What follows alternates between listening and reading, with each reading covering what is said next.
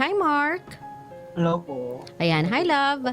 Sige, kwentuhan mo na ako, mahal ko. Anong maipaglilingkod ko sa iyo? At napatawag po tayo sa usapang LDR. May ka-relation po ako. 7 years po kami. Mhm. Then, 2 weeks na po kaming ganito, floating. Hindi ko alam kung magiging okay pa ba or bibitaw na ako. Okay, what happened? Anong nangyari before kayo naging floating? Kasi po, financial, emotionally lahat eh. Nagkahalo-halo po eh. Nasagad na daw po siya. Napagod. Kahit pinipilit kong bumawi, parang ayaw niya na akong bigyan ng pagkakataon para bumawi sa mga lahat na nagawa ko. Okay. Financial why? Asawa mo ba to o live-in partner? Live-in po. Ah. Live-in po. Okay. When it comes... Financial, Mm. kasi nalubog po ako sa mga loan. Okay. Bali nawalan po ako ng focus po sa trabaho, nawalan po ako ng oras sa mga bonding.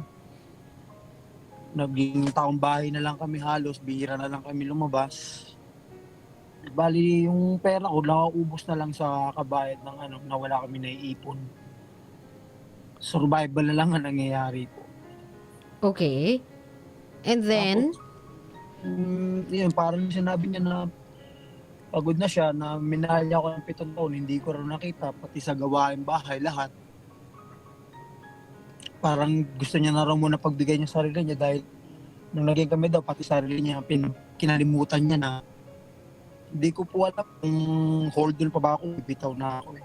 Pag gusto ko pong bumawi, parang hindi niya na po nakikita eh. Okay, ano bang ginagawa mo right now para sabihin natin bumawi? Quote unquote. Yung mga hindi ko ginagawa dati, kahit mga gawain bahay, paghanda siya, ko kung kakaka ba dito. Lahat eh, dinidedman niya lang, hindi niya pinapansin. Pag uuwi ka ba, hindi na siya umiimik, di ko alam. Minsan, pabalang na yung sagot niya. Ah, okay. Magkasama pa rin kayo sa house. Opo, pero halos nag-i-stay na siya sa friend niya. May isa po kaming anak. Okay. Nasa yung anak nyo? Nasa'yo? Sa akin po, bali, pag-asali sabi niya po, pag nag-separate kami, sabi niya, pag natapos yung bayaran namin, magkakanya-kanya kami, sa kanya yung bata. Okay. So, right now, tinatry mong bumawi, pero parang siya, hindi na siya interested sa pagbawi.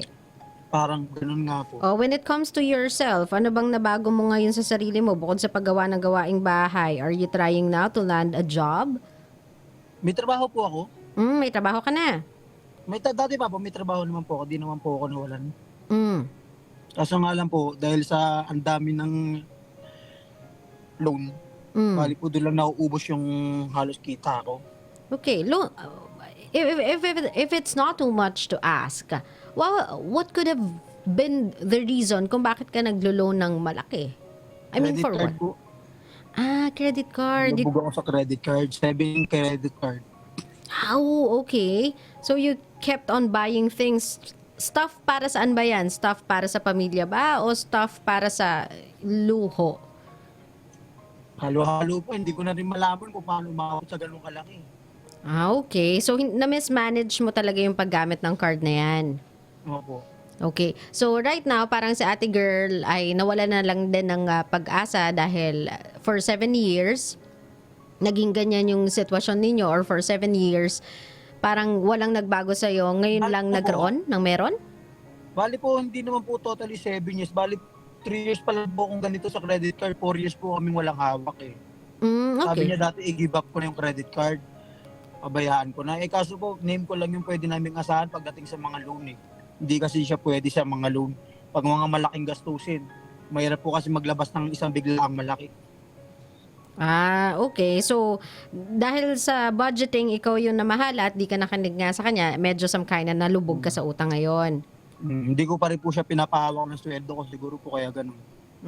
Okay. Ako yung umahawak eh. So, right now, dahil everything went south na, siya ba may work? Meron po. Kasi Japan po, inporito yung yung trabaho ko sa gabi. Club. Oo. Sa ganun po siya nag-work. So, Bali, napagod din na po siya kakaselos ko. Nung hindi raw siya nagkatrabaho, nagagalit ako. Tapos nung nagkatrabaho din siya.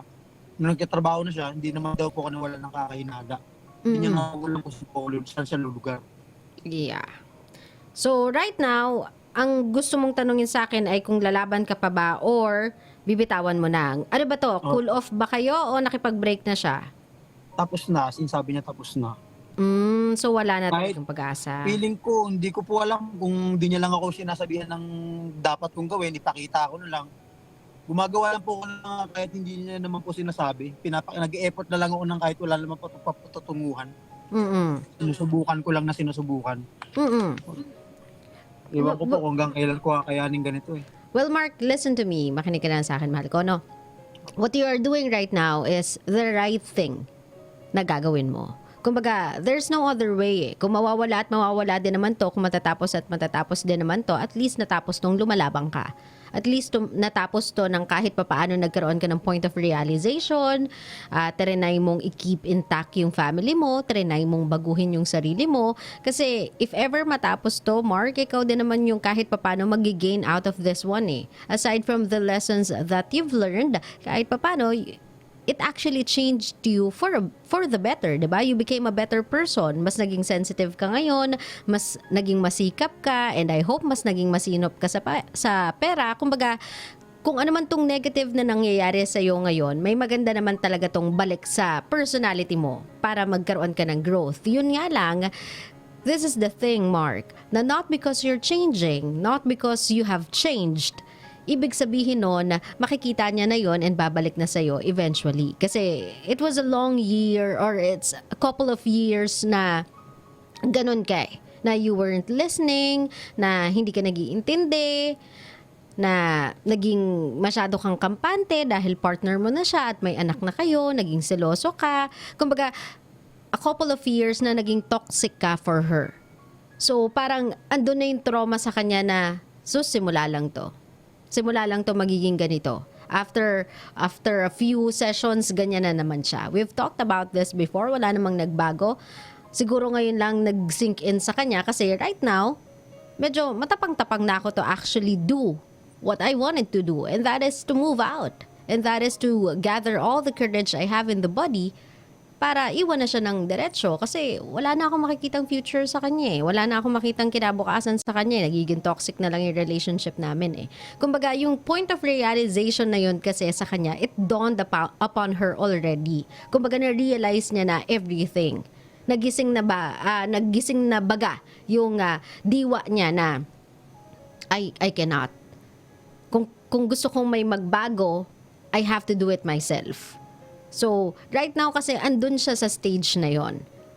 Ngayon, itong ginagawa mo na you keep on trying to win her back, you doing all the things na you should have been doing a long time ago is sabihin na natin last stretch of effort that you could do to save your family. Kasi right now, hindi na lang naman siya ang tinatry mong isalvage. Eh.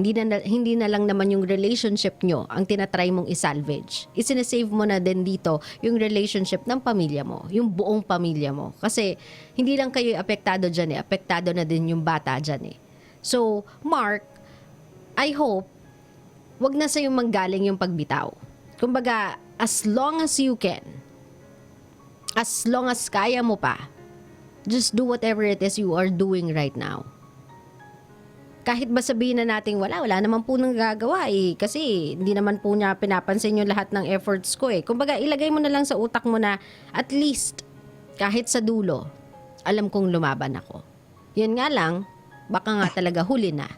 Pero wala kang pagsisisi sa sarili mo na sana inano ko pa, sana pinush ko pa. Siguro kung pinush ko pa ng konti na lang, bibigay na yun eh. Kaya lang, wala eh, huminto ako eh.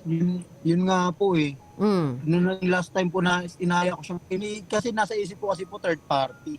Yung last time po na inaya ko siya, sabi ko po mag-karaoke kami. Iniisip ko na pag hindi siya sumipot dito, tama na yung hinala ko ng may third party. Although late na po siya, pero humabol siya ng oras ng text na tawagan yung karaoke, hindi ako makakarating sa oras. Pero mauna ka na, sabi ko, hintayin na lang kita rito. Punta po kami doon.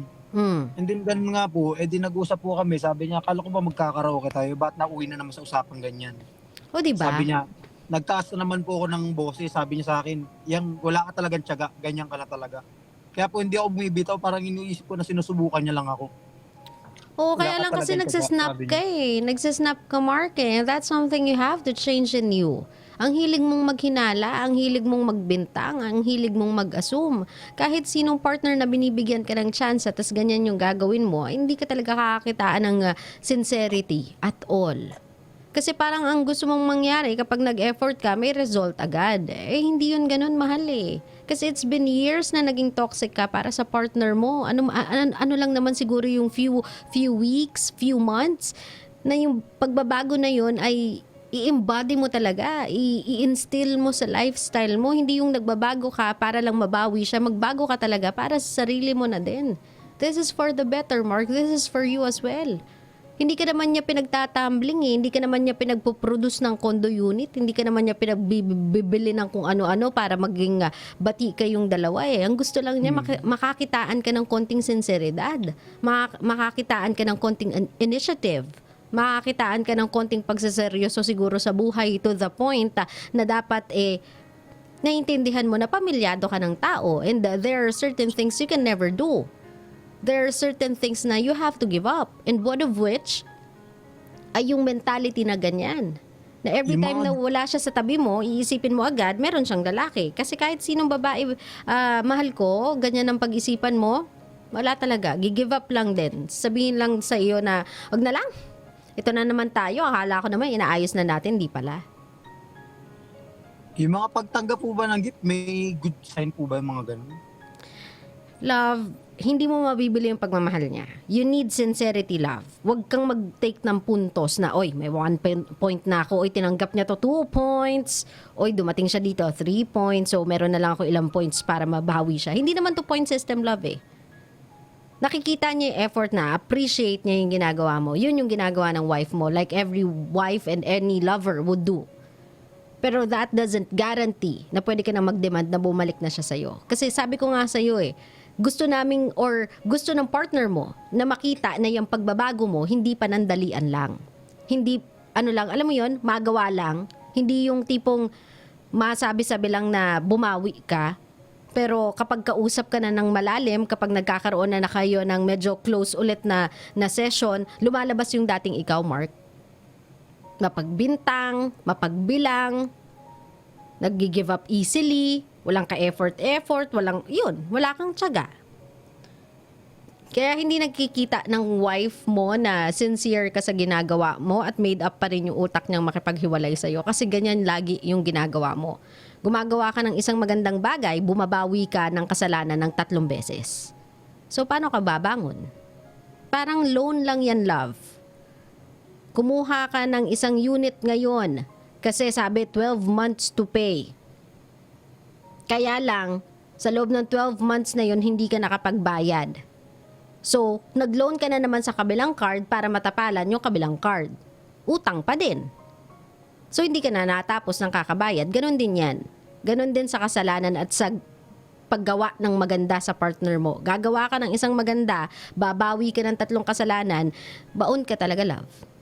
Iiwanan at iiwanan ka niyan. Naintindihan mo ko, mahal? Pag gumawa ka ng maganda, huwag kang manumbat. Pag gumawa ka ng maganda, siguraduhin mo isa puso mo yung ginagawa mong maganda para hindi ka nagbibintang, nag-iisip ng masama. Hindi porket nagkakaroon ka ng kasalanan, ibig sabihin kailangan mo na ding humanap ng kasalanan sa kanya para may pambawi ka sa kanya, para may maibato ka din sa kanya, para may maiganti ka din sa kanya kapag nagkaroon na kayo ng clash. Huwag kang humanap ng bagay na ikasisira ng partner mo para lang may mailaban ka sa lahat ng kasalanan na ginawa mo. Walang puntusan pagdating sa kasalanan, love. And that's the kind of point system na nag-e-ensure ng hiwalayan. So if you want to save your family, if you want that girl to go back sa'yo, yung change na ginagawa mo, mahal, gawin mong sincere. I-instill mo siya sa lifestyle mo. Huwag mong ilagay sa utak mo na kailangan kong gawin to kasi bumabawi ako eh. Kailangan ko tong gawin kasi nanunood siya eh. Makikita niya kapag hindi ko to ginawa, ibig sabihin di niya ma-appreciate yung mga efforts ko. Huwag kang gagawa ng bagay dahil naghihintay ka ng appreciation o validation mula sa partner mo. Gawin mo yun kasi alam mong yun yung tama. Yun yung gusto mo. Yun yung paraan para ma-save yung family mo. At dahil mahal mo yung tao. Naiintindihan mo ko, mahal ko? Opo. Ngayon, kapag hindi talaga nag-workout, Mark, sabihin talaga natin na nagawa mo na lahat, Lala, nagawa ko na lahat. Nagpakasincere ako, talagang nagbago ako, nadama ko sa sarili ko, ang laki ng pinagbago ko, pero ayaw niya na talaga. Then, there's nothing we can do about it. May mga tao talagang hindi na kayang bumangon from trauma. May mga tao talagang too scared to try again. May mga tao talagang ilang beses na kasing nagbigay ng tsansa. At nasaid na lahat ng tsansang pwede nilang ibigay pa. So, hindi na nila kaya ng one more. Naintindihan mo ko, mahal ko? Opo. Salamat Ngayon, po. kung meron kang gustong sabihin dito sa wife mo, dito sa mother of your child, dito sa babaeng gusto mo sanang makasama ulit sa isang babae kung kanino ka bumabawi, anong gusto mo sabihin sa wife mo, love? Sana sa ginagawa ko kahit hindi ko makita, sarili kong agustuhan to. Pipilitin kong ibalik ka kung hindi ko man magawa yun. Magiging masaya na lang ako para sa'yo. Lagi pa rin ako nandito para sa'yo. Yun lang po. That's sweet. That one I felt, Mark. Sa totoo lang, that one, naramdaman ko. That one tumago sa akin. Yan, Mark. Yan yung hinahanap ng asawa mo. Yung ugaling ganyan. Yung side mong ganyan. Ipakita mo lang sa kanya ng ipakita how sincere you are. Na nagmamahal ka, nagbibigay ka without asking anything in return. At siya na mismo ang babalik sa'yo without you asking her to do so. Dahil dun mararamdaman niya na he is a changed person. That maybe this time it will be different. Kasi yung pagbabago kay Mark, hindi na lang sa panlabas na kaanyuan, hindi na lang sa panlabas na pagkatao. Hanggang loob na nuot yung pagbabago. So maybe this time, a life with him will be a lot better. Naintindihan mo ko, mahal? Opo. Salamat po. Maraming salamat sa pagtawag sa akin, Marka. Ingat ka lagi, love. Thank you po. Thank you. Sa mga kabisyo natin, mahirap talaga kabisyo kapag nga naman nakailang tsansa na yung nasayang mo. Or kapag sobrang maraming chances na yung nasayang mo sa isang tao. It's hard for that person, or it's even gonna be harder for you to get that person back. Kasi syempre, traumatized na yung tao na this can be just another stale story from you. So, let those changes na ginawa sa'yo ng pangit na pangyayari sa buhay mo mag-grow inside you. Hanggang mag-reflect siya outside. Hanggang sa hindi mo na kailangan effortan yung paggawa ng mga bagay-bagay kasi nasanay ka nang gawin siya ng tama.